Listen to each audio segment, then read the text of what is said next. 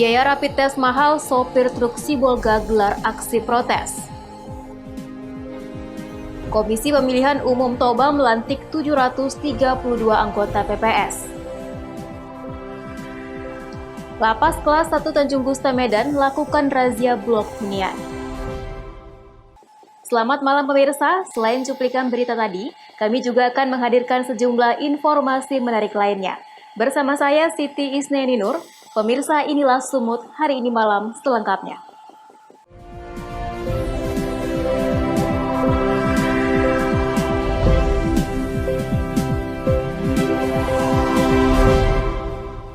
Pemirsa, mahalnya biaya rapid test yang mencapai Rp450.000 membuat belasan sopir truk ekspedisi yang akan menyeberang ke Pulau Nias Gunung Sitoli melalui Pelabuhan Sibolga terpaksa tidak berangkat, dikarenakan tidak mengantongi surat keterangan bebas COVID-19.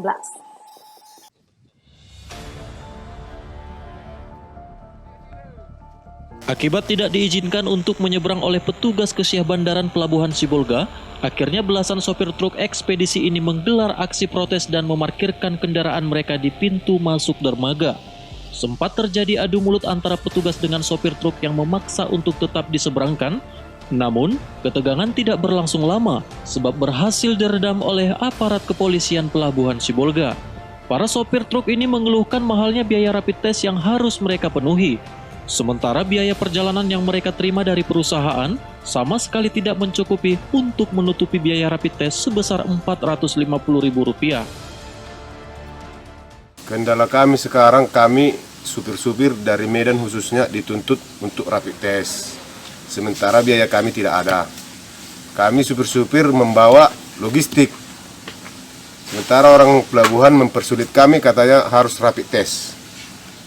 Di situ sekarang kami tidak terima, sehingga kami tidak berangkat.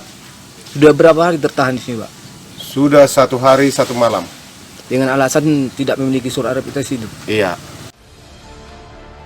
Kini para sopir truk ekspedisi ini tertahan selama 2 hari di Pelabuhan Sibolga dan berharap ada solusi dari pemerintah terkait mahalnya biaya rapid test COVID-19.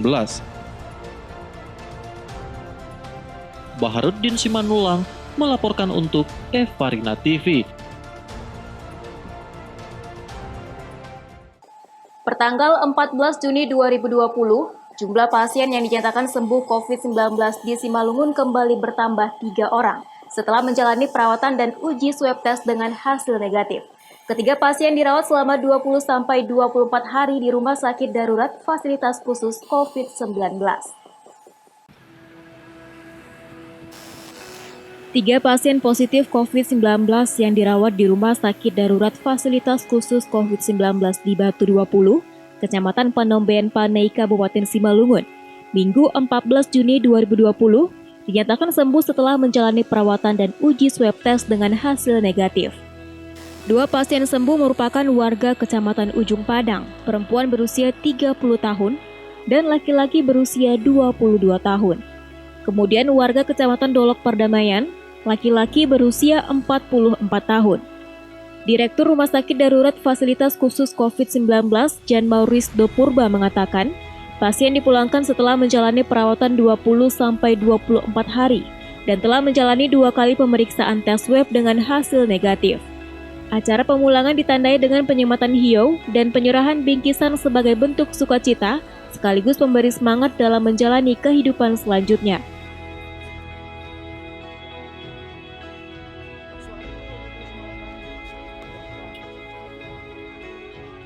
Ada 3 yang kita pulangkan hari ini dengan hasil swab 2 kali berturut-turut dengan negatif. 1 perempuan umur 30 tahun, yang kedua laki-laki umur 22 tahun, dan yang ketiga laki-laki umur 47 tahun. Rata-rata mereka dirawat di sini antara 20 sampai 24 hari.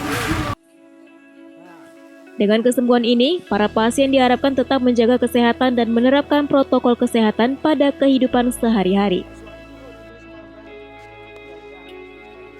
Dosi Simarmata melaporkan untuk Evarina TV.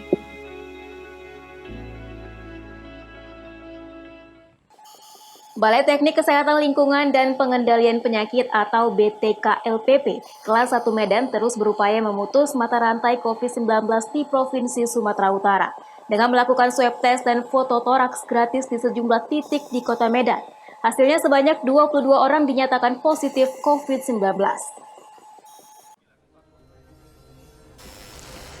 Balai Teknik Kesehatan Lingkungan dan Pengendalian Penyakit kelas 1 Medan terus menggelar swab test gratis bagi warga Kota Medan. Sejak dilaksanakan pada 8 Juni lalu, ratusan warga sudah di-swab test. Pengambilan sampel swab kali ini difokuskan untuk warga yang tinggal di wilayah Kecamatan Medan Tuntungan. Sama seperti hari-hari sebelumnya, swab test dilakukan dengan cara mengambil sampel dari tenggorokan untuk diperiksa dengan metode reaksi berantai polimerase atau PCR. Selain itu, warga juga menjalani ronsen untuk foto toraks untuk mengetahui kondisi kesehatan paru-parunya. Dari hasil pengembalian sampel swab test sejak Senin lalu, Balai Teknik Kesehatan Lingkungan dan Pengendalian Penyakit kelas 1 Medan sudah memeriksa 350 sampel di laboratorium. Namun baru 200 sampel yang sudah memiliki hasilnya. Dari hasil tersebut, 10% atau 22 orang dinyatakan positif COVID-19 tanpa gejala apapun. Sehingga Balai Teknik Kesehatan Lingkungan dan Pengendalian Penyakit berkoordinasi dengan tim gugus tugas percepatan penanganan COVID-19 Sumatera Utara dan puskesmas terdekat di lokasi rumah warga untuk memberikan edukasi agar warga yang positif diisolasi mengingat seluruhnya tanpa gejala. Sampai hari ini kita sudah melakukan 5 hari ya, dimulai dari hari Senin, dan total yang sudah kita periksakan sekitar 350-an, dan yang sudah keluar hasil ada sekitar 200 sekian, dan ditemukan yang positif sekitar 22 orang, dan itu sekitar 10% lebih kurang ya.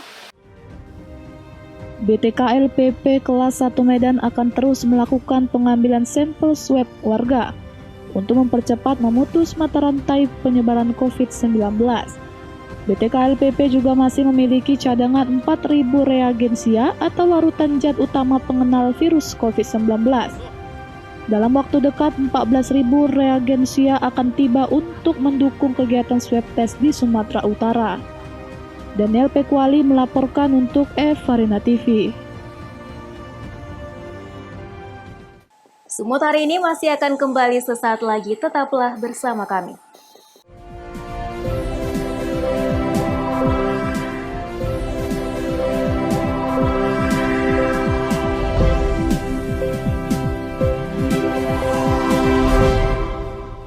Terima kasih masih bersama kami. Pemirsa, berdasarkan Perpres nomor 2 tahun 2020 tentang pemilihan serentak dan PKPU RI nomor 5 tahun 2020 tentang tahapan dan jadwal pilkada, KPU Toba akhirnya menerbitkan surat keputusan nomor 48 tahun 2020 untuk melanjutkan tahapan pilkada yang sempat tertunda akibat pandemi COVID-19.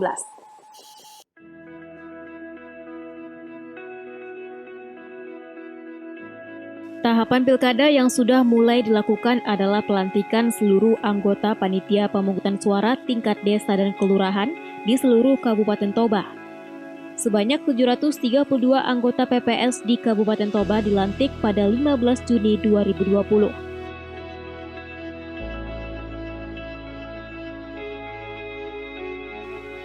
Pelantikan anggota PPS ini dilakukan di 10 tempat yang dibagi dalam 2 zona. Hal ini dilakukan untuk menghindari kerumunan orang dalam skala besar. Selain mengatur jarak setiap anggota PPS yang dilantik, KPU Toba juga mengharuskan seluruh anggota PPS memakai masker serta menyediakan tempat cuci tangan.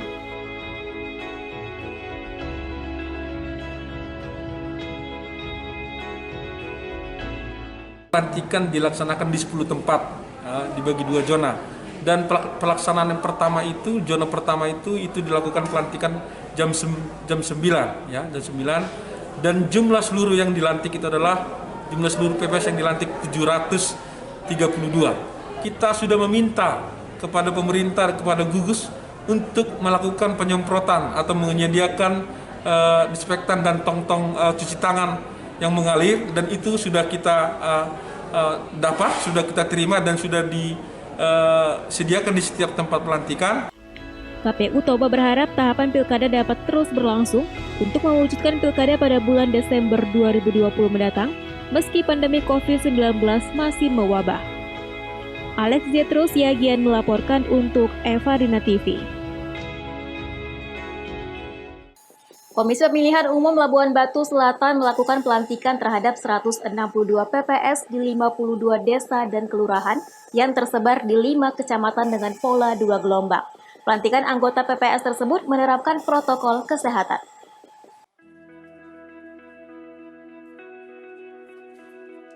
Sebanyak 30 dari 162 anggota PPS yang akan bertugas selama 8 bulan ke depan dalam penyelenggaraan pemilihan kepala daerah, bupati dan wakil bupati Labuhan Batu Selatan periode 2020-2024 dilantik di Aula Kantor Camat Kota Pinang, Labuhan Batu Selatan, Sumatera Utara. Pelantikan PPS ini sendiri dilakukan secara tatap muka dengan menerapkan protokol kesehatan, mengingat Labuhan Batu Selatan masih memungkinkan melakukan hal tersebut karena termasuk zona hijau COVID-19. Salah seorang komisioner KPU Labuhan Batu Selatan, Nofrijal Harahap, menyebutkan pihaknya melantik 162 anggota PPS di 52 desa dan kelurahan yang tersebar di 5 kecamatan dengan pola 2 gelombang. Hal ini dilakukan untuk menghindari kerumunan massa. Kita melaksanakan kegiatan pelantikan PPS sesuai dengan surat edaran dari KPU dan juga keluarnya sudah PKPU 5 tentang tahapan dan jadwal. Berapa orang seluruhnya PPS yang dilantik, Pak? Untuk Kecamatan Kota Pinang ada 10 desa berjumlah 30 PPS dan kita membuat 2 gelombang. Gelombang pertama 15, gelombang kedua nanti jam 2 15 orang sesuai dengan protokol COVID-19. Harapan kami ketika pelantikan PPS ini, para sahabat PPS ini mengerjakan tugasnya sesuai dengan aturan yang sudah diperundangkan tentang Pilkada 2020 sesuai dengan standar COVID-19.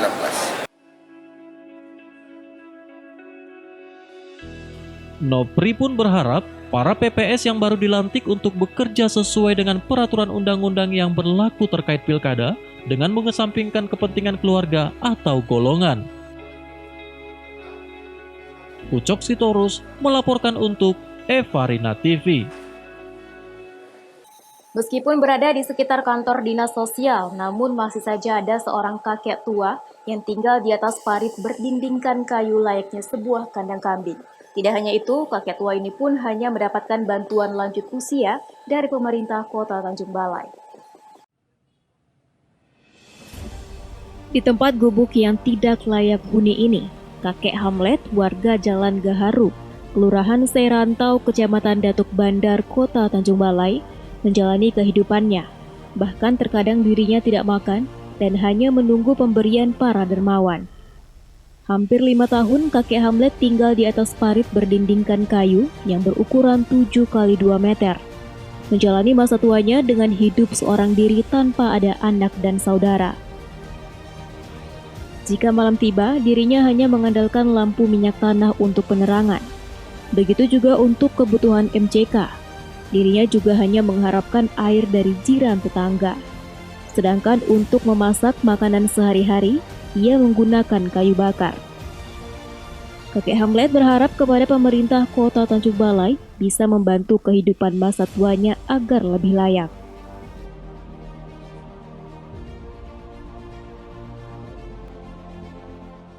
Sudah berapa lama ini tinggal di atas parit ini, Tok?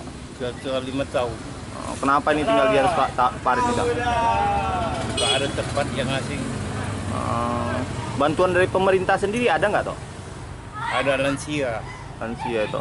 Bantuan sembako nggak ada ya? Tak ada. Jadi makan sendiri? Itulah dipadatan. Dikasih bantuan sama warga-warga yang apa ini ya? Iya, yang makan itu. Kakek Hamlet hanya menerima bantuan lansia dari pemerintah, sedangkan kehidupan sehari-harinya didapat dari para dermawan dan jiran tetangga. Wanda Pratama melaporkan untuk Evarina TV. Sumut hari ini masih akan kembali sesaat lagi, tetaplah bersama kami.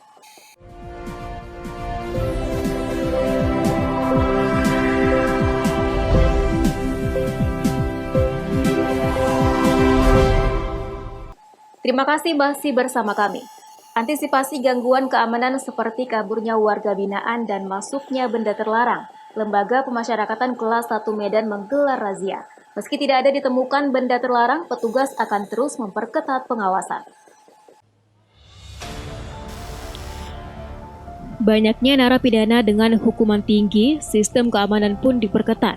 Hal tersebut menjadikan Lapas Kelas 1 Tanjung Gusta Medan sebagai lembaga pemasyarakatan dengan resiko tinggi.